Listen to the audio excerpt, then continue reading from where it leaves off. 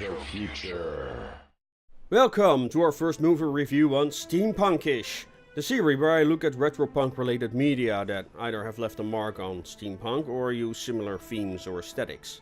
Until now I've mainly done Steampunkish on video and board games, but I think it's about time we talk about a movie for once. And what better movie to start off with than Steamboy?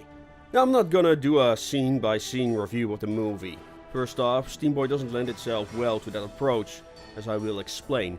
Also, I want to delve into the themes of the film and why it succeeds and fails in delivering its message onto the audience. So I'll start about the background and the general quality of the film without any spoilers, and I'll talk about the story, characters and themes. So watch part 1 or so to get a feel for the movie, and you may decide whether you want to see it beforehand or not. But with that out of the way, let's begin.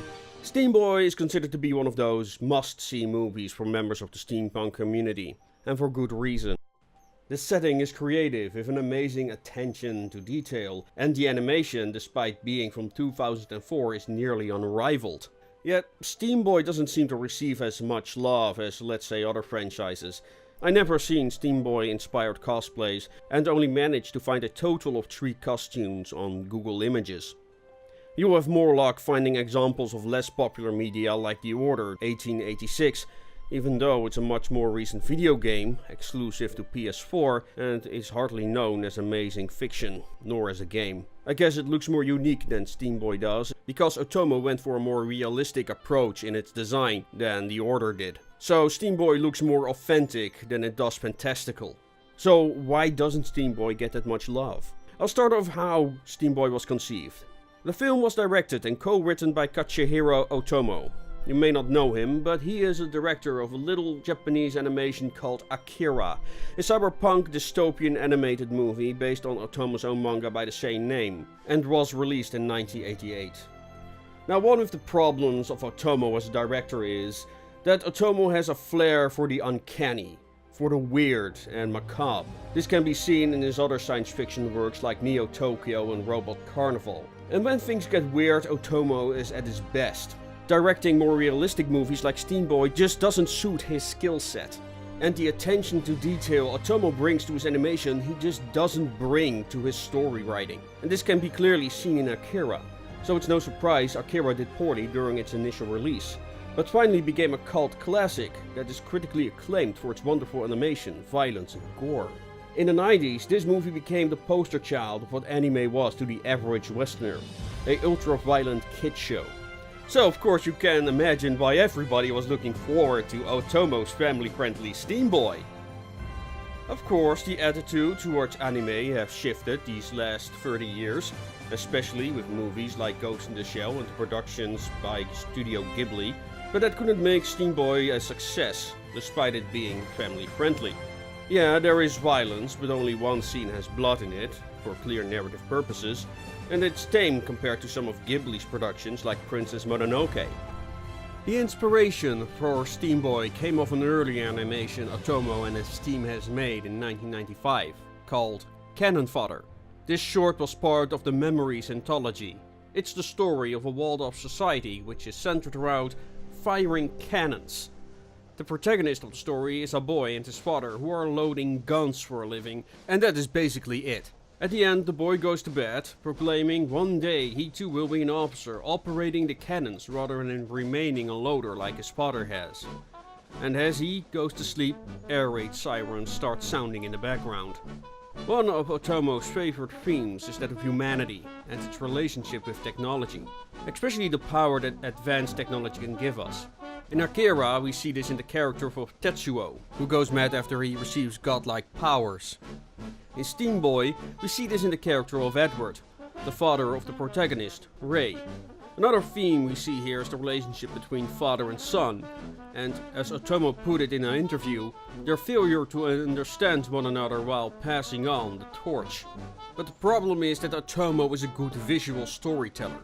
But Steamboy includes lots of narration and is far more realistic than his usual work. So in this movie, Otomo just doesn't play to his strengths well. Even people who love Akira admit that the movie transitions from scene to scene without any clear coherence. And Otomo just doesn't bring his attention to animation into the narrative. So a lot of things just didn't make narrative sense. But Akira's lack of integrity is due to the fact it's compressed a 2,000-page manga that wasn't finished at the time into a single film. Steamboy was a direct-to-film script, so it's more coherent than Akira is, but also struggles with the narration. So Steamboy's problems are different from those of Akira, and it's much due to Otomo's perfectionism. Steamboy is one of the most expensive animated movies ever made, and this is due to a combination of hand-drawn and CG animation, and Otomo constantly making changes. This led to a development hell lasting 10 years.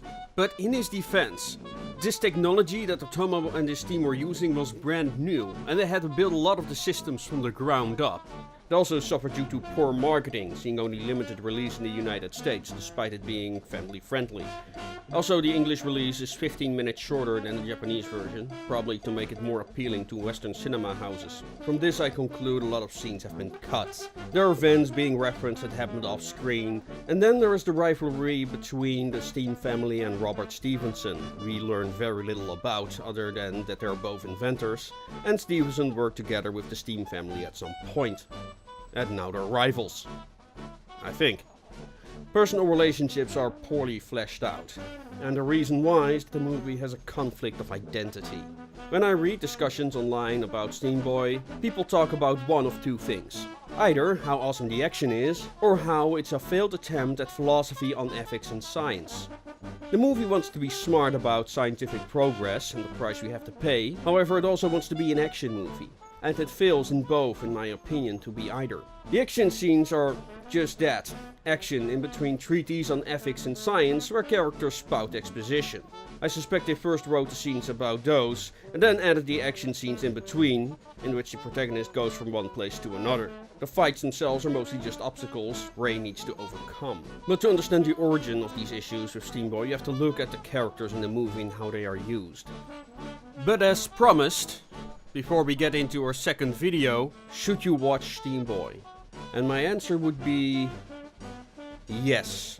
For all my criticisms I'm about to give, Steamboy is most definitely worth a watch. As a matter of fact, I watched it a couple of years ago. I remember being impressed, but it didn't work for me on a number of levels. One of them being the action outlasting its welcome, because it's so disjointed from the plot. On the second viewing for this video, that is still true.